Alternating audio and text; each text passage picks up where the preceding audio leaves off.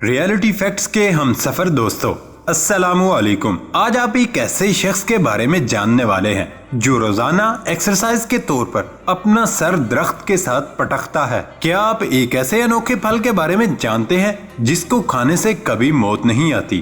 آج کی ویڈیو میں آپ ایسے ہی حیران کر دینے والے فیکٹس کے بارے میں جاننے کے لیے اس ویڈیو کو پورا دیکھیں۔ میں ہوں حماد صادق۔ ویڈیو شروع کرنے سے پہلے ناظرین سے گزارش ہے کہ وہ ہمارے چینل کو سبسکرائب کریں اور بیل آئیکن سے notification for all per click کر لیں۔ تو چلتے ہیں آج کے سفر پر۔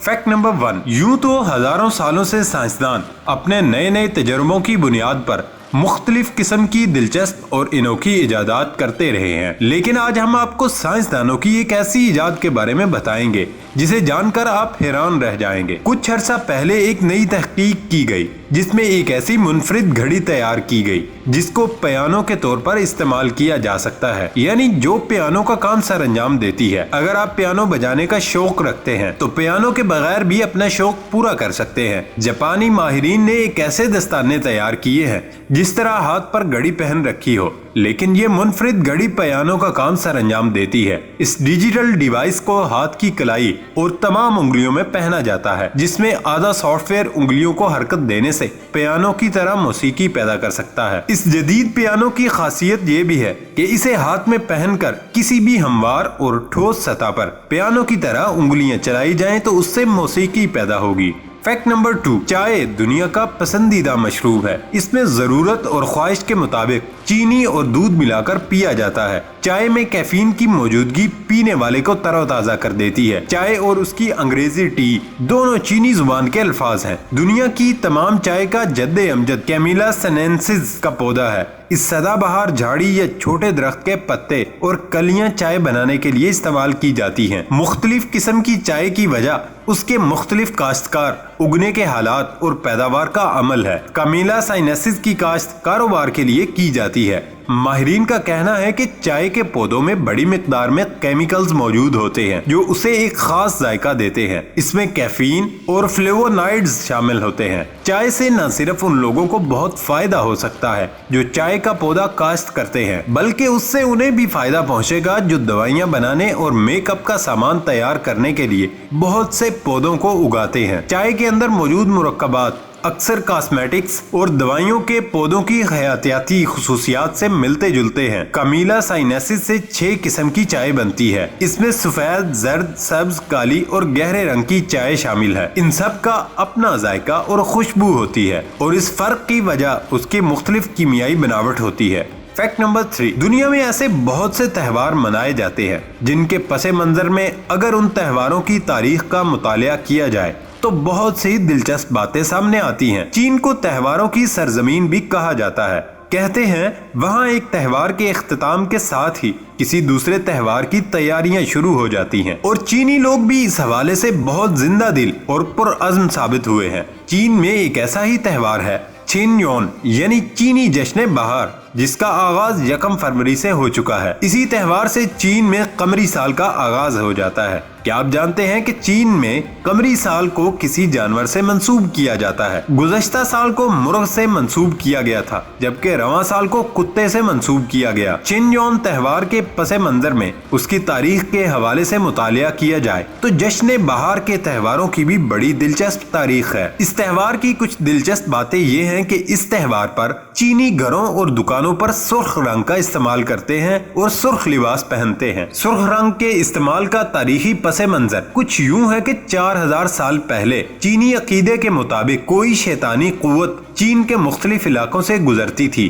جس کی وجہ سے علاقے میں تباہی اور لوگوں میں بیماریاں پھیل جاتی تھیں، مویشی ہلاک ہو جاتے اور فصلیں تباہ ہو جاتی تھیں۔ ایک دفعہ انہی تاریخوں میں کچھ بچے ایک علاقے میں بہت بڑی سرخ رنگ کی چادر تان کر اس کے نیچے آتش بازی کر رہے تھے۔ بچے اتفاقیہ طور پر سرخ رنگ کی چادر استعمال کر رہے تھے۔ اس دن اس علاقے میں کوئی نہ بیمار ہوا، نہ کوئی آفت آئی۔ بچوں کے اسی انداز سے کھیل کو کئی دن دانستہ جاری رکھا گیا۔ اس کے بعد پورے سال چین میں نہ کوئی آفت آئی، نہ بیماریاں پھیلی اور نہ ہی فصلیں تباہ ہوئی۔ اس بات سے لوگوں نے اندازہ لگایا کہ وہ شیطانی طاقت سرخ رنگ اور آتش بازی سے خوفزدہ ہوتی ہے۔ بس उसी वक्त से उस त्योहार के मनाने की इब्तदा हुई, जिसके बाद चीनी हर नए साल का आगाज उसी तारीख मजहबी अकीदे के साथ करते हैं। जश्न बहार त्योहार की आमद से कबल अपने मकानों और दुकानों की सफाई करते हैं और सुर्ख रंगों की अशिया से सजाते हैं। मुख्तलिफ इक़साम के पकवान पकाए जाते हैं और सुर्ख रंग के मशरूबात तैयार किए जाते हैं,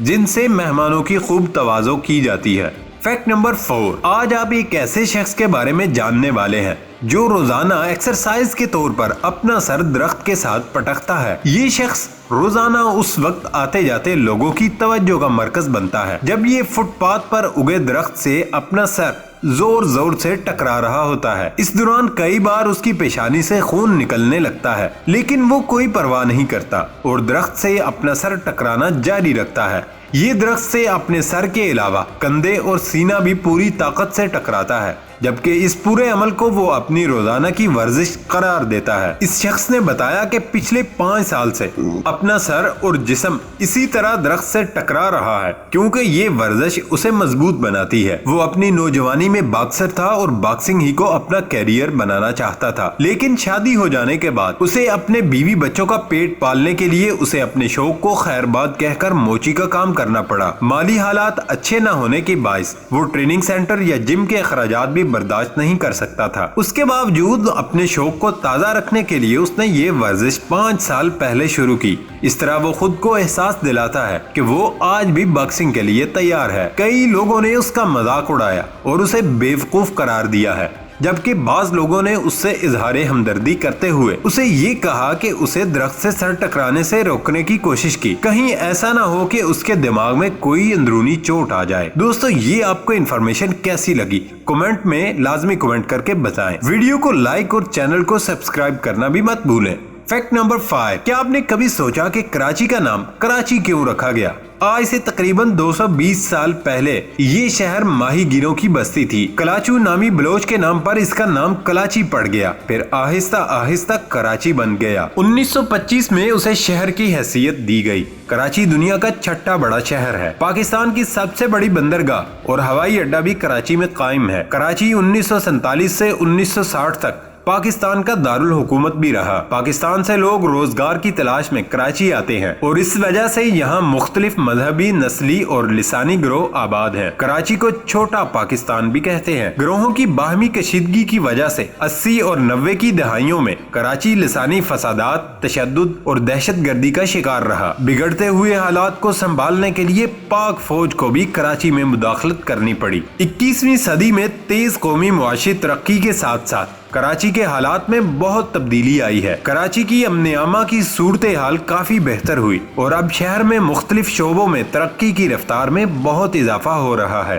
फैक्ट नंबर 6, क्या आप जानते हैं कि चूंटियों का तर्ज जिंदगी बहुत दिलचस्प होता है? तहकीक ने साबित कर दिया कि कुछ जानवरों और हशरातुल अर्ज का तर्ज जिंदगी इंसानी तर्ज हयात से मिलता जुलता है, जिनमें चूंटियां भी शामिल हैं। चूंटियां मरने वाली चूंटियों को उसी तरह दफन करती हैं जिस तरह इंसान करते हैं। उन्होंने अपने कामकाज की तकसीम कर रखी है और तकसीम कार का एक निहायत उम्दा निजाम उनके यहाँ राइज होता है। उनमें मैनेजर, सुपरवाइजर, फोरमैन और वर्कर वगैरह होते हैं। ये कभी कभार आपस में मिल बैठती हैं और गपशप भी करती हैं। बाहिमी बातचीत और इबलाग का भी उनके यहाँ एक निहायत तरक्की याफ्ता तरीका राइज होता है। उनके यहाँ बाकायदा बाजार लगते हैं जहाँ ये अशिया का तबादला करती हैं। चूंटियां मौसम सरमा में लंबे अरसे के लिए अनाज का जखीरा कर लेती हैं। अगर अनाज में से कोंपले निकलने लगे तो ये उसकी जड़ें काट देती हैं, गोया ये इस बात से बाखबर है कि अगर उन्होंने उसे उगने दिया तो अनाज जाया हो जाएगा। अगर बारिशों की वजह से उनका जखीरा किया हुआ अनाज गीला हो जाता है तो ये उसे खुश्क करने के लिए धूप में डाल देती हैं। ये खुश्क हो जाए तो चूंटियां उसे अंदर ले जाती हैं, जैसे उनके इल्म में हो कि इस अनाज में नमी आ गई है तो उसकी जड़ें निकल आएंगी, ये गल सड़ जाएगा। बहरहाल ये अल्लाह की कुदरत है, जिसे चाहता है जितनी चाहता है अक्ल सलीम अता करता है। और इस तहकीक से कुरान की हक्कानियत भी वाज़ेह हो जाती है, जिसकी खबर आज से कमो बेश 1400 बरस पहले ही इंसान को अल्लाह ताला ने अता फरमाई थी। अल्हम्दुलिल्लाह।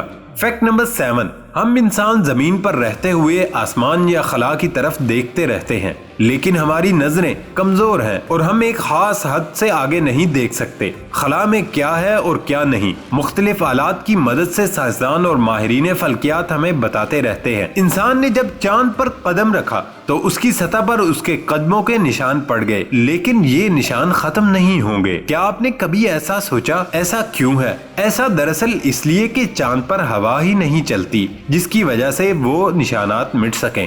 فیکٹ نمبر 8، کیا آپ ایک ایسے انوکھے پھل کے بارے میں جانتے ہیں جس کو کھانے سے کبھی موت نہیں آتی؟ دنیا میں ایک عجیب و غریب درخت پایا جاتا ہے، جو شخص اس درخت کا پھل ایک مرتبہ کھا لے گا وہ ہمیشہ جوان اور توانا رہے گا اور کبھی اس پر موت طاری نہیں ہوگی۔ آپ بھی سوچ رہے ہوں گے بھلا ایسا درخت اور پھل بھی ہوتا ہے کیا؟ جی دوستو، ایسا درخت دنیا میں موجود ہے۔ کتاب جیسا درخت اور علم جیسا پھل انشاءاللہ کبھی انسان کو مرنے نہیں دے گا اور ہمیشہ توانا رکھے گا۔ اگرچہ انسان ظاہری طور پر اس دنیا سے کوچ کر جائے، لیکن اس کی کہی ہوئی باتیں، لکھی گئی کتابیں اور دیے گئے لیکچر اسے ہمیشہ لوگوں کے دلوں میں زندہ رکھیں گے اور لوگ مرنے کے بعد بھی اس کی جلائی ہوئی شمع ہدایت سے فیضیاب ہوتے رہیں گے۔ علم ایک روشنی ہے اور روشنی کو حاصل کرنے کے لیے انسان کو دن رات تگ و دو کرنی چاہیے۔ ہر انسان کے لیے تحقیق کے دروازے ہمیشہ کے لیے کھلے ہیں اور ہر انسان کے سوچنے کا انداز بالکل الگ ہوتا ہے۔ دوستو، یہ تھا ہمارا آج کا سفر۔ نئی ویڈیو آنے تک اجازت دیں۔ اللہ حافظ۔